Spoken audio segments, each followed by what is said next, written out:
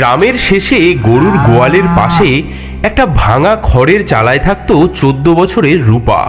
রাতে তার মাথার উপর ফুটো দিয়ে জল পড়তো, দেওয়ালের ফাঁক দিয়ে সাপ বিছে ঢুকতো, আর ঠিক তার পাশেই দাঁড়িয়েছিল তার সৎমার দোতলা পাকা বাড়ি, যেখানে সৎমা আর তার মেয়ে মায়া থাকতো বিলাসিতায়।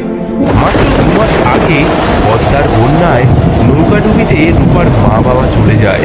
তারপর থেকে সৎমার বাড়িতেই আশ্রয় নিয়েছিল রূপা, কিন্তু আশ্রয় নয়, যেন নরক। সৎমা তাকে গোয়াল ঘরের কোণে শুতে দেয়, পচা ভাত খেতে দেয়, আর দিনরাত খাটিয়ে নেয়। শয়তানি কালামুখী, সকাল থেকে এখনো তোর ধান ভাঙা শেষ করতে পারলি না?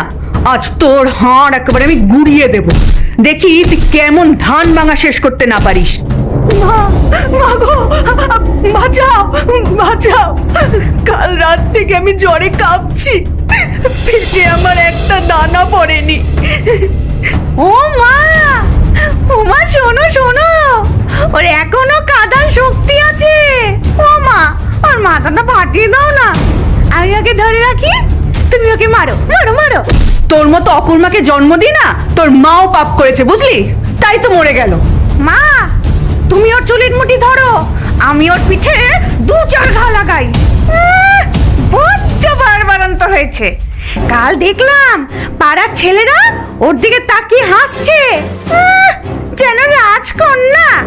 হারামজাদি, তোর এই রূপ আমি মাটি করে দেবো একেবারে। চল চল মায়া, এখন ওকে রেহাই দি, দুপুরে দেখবো ও আজ কি খায়। দিনের পর দিন এমনই চলে অত্যাচার। রূপা কাজ করে যায়, আর সৎমা ও মায়া উপভোগ করে তার কষ্ট। এই যে, এই খা, তোর এই যোগ্যতা। দেখো মা, ও কেমন পচা ভাতগুলো খায়, ঠিক যেন পুকুরের মতো। আর শোন, আজ পুকুর থেকে তুই কলমি শাক তুলে আনবি বুঝলি, নইলে কিন্তু রাতে খাবার পাবি না। কিন্তু মা, পুকুরে তো এখন সাপের উপদ্রব। তাতে কি হয়েছে? সাপ কামড়ালে কামড়াবে, তাতে আমাদের। সেদিন বিকেলে আকাশে কালো মেঘ জমেছে, কাল বৈশাখী ঝড় আসছে। মা দেখো, কি ভয়ঙ্কর মেঘ, আজ প্রচন্ড ঝড় আসবে। ঠিক সময় ঝড়টা আসছে, আজ রাতেই শেষ করবো এই অলক্ষণীটাকে। কি করবে মা? শোন, আমাদের বাড়ির পেছনের ওই বনে একটা পুরনো তেঁতুল গাছ আছে না, সেখানে এই সময় খুব টক তেঁতুল ধরে বুঝলি। ওকে ওই ঝড়ের রাতে পাঠাবো সেই তেঁতুল পাড়তে। বাহ, ঝড়ের মধ্যে গাছে উঠে ও পড়ে মরবে, আর পড়ে না মরলে বাঘে খাবে। কাল বৈশাখীর কালো মেঘে আকাশ ছেয়ে গেছে, বিদ্যুৎ চমকাচ্ছে, দূরে শিয়ালের ডাক শোনা যাচ্ছে। শোন হতবাগী, আমার না খুব তেঁতুল খেতে ইচ্ছা করছে, আমার জন্য তুই বনের থেকে তেঁতুল নিয়ে আয়। এ কি মা, এই ঝড়ে তেঁতুল পাড়তে যাব? বেশি কথা না বলে যা বলছি তাই কর। শুধু তেঁতুল নয়, 10টা পাকা তেঁতুল আনবি, একটাও যদি কম হয় না তোর খুলি ফাটাবো আমি। বাইরে ভীষণ ঝোড়ো হাওয়া উঠেছে। রূপা একটা ঝুড়ি হাতে করে বেরিয়ে পড়ে তেঁতুল আনার উদ্দেশ্যে। সৎমা তার হাতে একটা শুকনো রুটি দিয়ে দেয়। এই এই নে, একটা রুটি নে, নয়তো আবার মরে গিয়ে ভূত হয়ে আমার ঘর মটকাতে আসবি, আবার বলবি আমি তোকে খেতে দিইনি। এবার যা। সৎমা আর মায়া দাঁড়িয়ে দেখতে থাকে রূপা কিভাবে জঙ্গলের অন্ধকারে মিলিয়ে যায়। যা যা, তাড়াতাড়ি যা, হয় তোকে সাপে কামড়াবে, নয় পড়ে মরবি, আর নয়তো ওই বাঘে খাবে, তিনটের একটা তো হবেই। ভিজে কাপড়ে রূপা বনের পথ ধরে হাঁটতে থাকে। আকাশে বিদ্যুৎ চমকাচ্ছে, গাছের ডালপালা ভেঙে পড়ছে চারিদিকে। মা, মা গো, এই অন্ধকারে আমি তেঁতুল কোথায় পাবো? যদি বাঘ ভাল্লুক এসে। হঠাৎ বনের মাঝে একটা নীলাভ আলো চোখে পড়ল রূপার। মনে হলো কে যেন তাকে ডাকছে। এগিয়ে গিয়ে সে দেখল ঘন ঝোপঝাড়ের মাঝে একটি অদ্ভুত কুটির। কি এমন ভয়ঙ্কর ঝড়ে এই গভীর বনে একটা বাড়ি, বাতিও জ্বলছে, মানুষ থাকে নাকি? কে রে মা তুই এই ঝড় বৃষ্টিতে একা একা?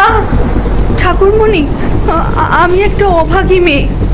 সৎমানা আমাকে পাঠিয়েছে তেঁতুল আনতে। ভিজে একাকার হয়ে গেছি, একটু আশ্রয় দেবেন? সেই তিন ছোট্ট মানুষ রূপাকে ভেতরে নিয়ে গেল। বাছারে, তোর সর্বাঙ্গ ভিজে গেছে, দাঁড়া গরম জল দি, আর এই নে গরম চাদর।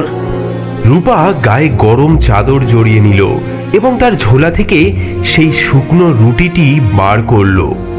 আমার কাছে না শুধু এই শুকনো রুটিটাই আছে, আপনারা নিন, আমরা ভাগ করে খাই। এই ঝড়ে তোকে কে পাঠালো মা তেঁতুল আনতে? সৎমা বলেছে 10টা টক তেঁতুল না আনলে বাড়িতে ঢুকতে দেবে না, কিন্তু এই অন্ধকারে বনের মাঝে। তিন ছোট্ট মানুষ একে অপরের দিকে তাকালো, তাদের চোখে যেন নক্ষত্রের আলো জ্বলে উঠল। মা, এই ঘরটা বড্ড অগোছালো হয়ে আছে, তুই কি একটু গুছিয়ে দিবি? হ্যাঁ মা, দেখি তোর হাতের কাজ কেমন। এই মাটির হাঁড়িগুলো সাজিয়ে রাখ, চালের বস্তাগুলো একটু সরা, গম ডালের থলেগুলো গোছা, আর ঘরের মেঝেটা একটু মুছে দে মা, তারপর দেখবি কি হয়। কি সরল মেয়ে, ভিজে কাক হয়েও ভাগ করে দিল রুটি। কত কষ্ট পেলেও দেখো মুখে হাসিটা ঠিক রয়েছে। চলো এমন কিছু করি যাতে ওর জীবনে আর কোনোদিন দুঃখ না থাকে। আমি দিলাম প্রথম বর, তোমার জীবনের সব দিন যেন আগের দিনের চেয়ে বেশি আনন্দময় হয়। আমি দিলাম দ্বিতীয় বর, প্রতিটি কথার সঙ্গে তোমার মুখ দিয়ে যেন মোহর ঝরে। আমি দিলাম তৃতীয় বর, এক রাজা যেন তোমাকে বিয়ে করে। এদিকে বাইরে ভোরের আলো ফুটে উঠতে শুরু করেছে। ঘর পরিষ্কার করতে করতে রূপা দেখল সেই ঘরের বাইরে অনেক পাকা তেঁতুল পড়ে রয়েছে। সৎমা যেমন চেয়েছিল ঠিক তেমনই পাকা তেঁতুল। হ্যাঁ, নে মা নে, তোর ঝুড়িতে তুলে নে। বিদায় নেবার সময় রূপা কৃতজ্ঞতা জানাতে গিয়ে বলল, ঠাকুরমণিরা, আপনাদের।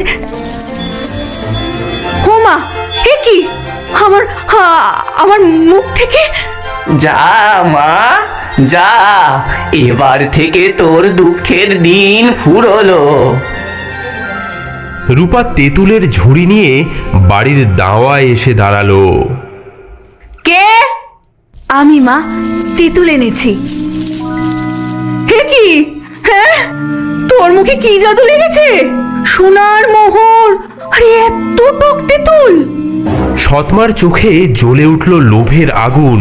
মেয়েটির ভাগ্য যে পাল্টে গেছে তা বুঝতে তার আর দেরি হলো না। রূপার মুখ থেকে সোনার মোহর পড়তে দেখে মায়ার হিংসায় জ্বলে উঠল বুক। মা, আমিও যাব, আমাকেও বনে যেতে দাও। দেখো না, ওই অলক্ষণে কত সোনা পেয়েছে। না মায়া, এখন বড্ড বিপদ, বনে বাঘ ভাল্লুক ঘোরে।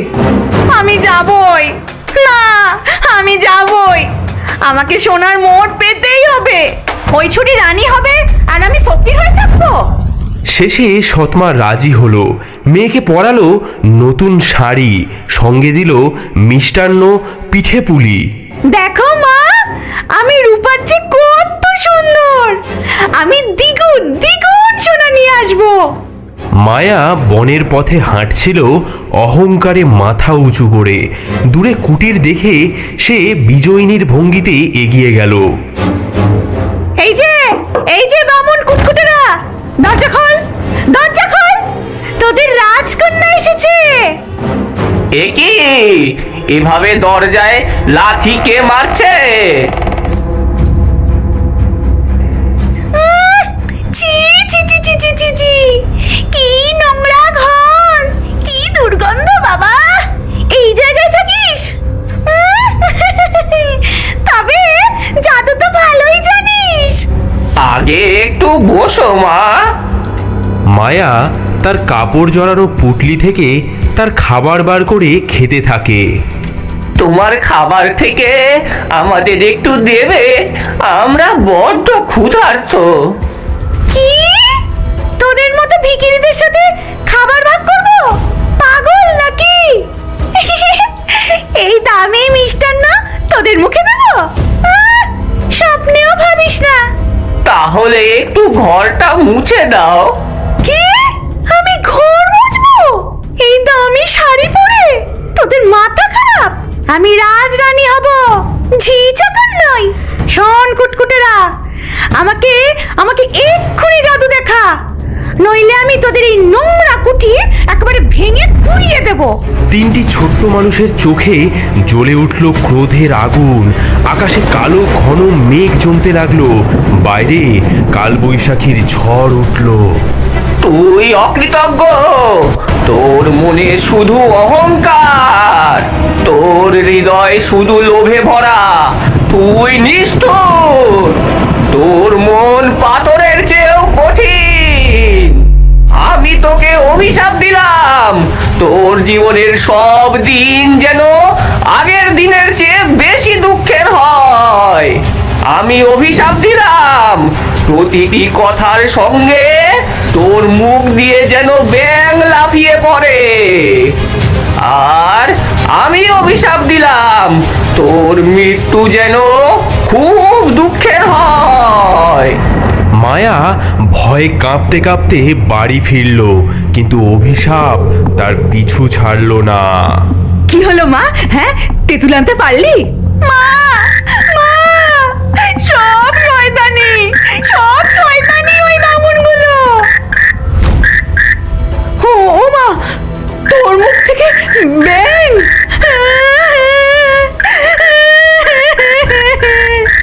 মা, মা গো, আমার কি হলো?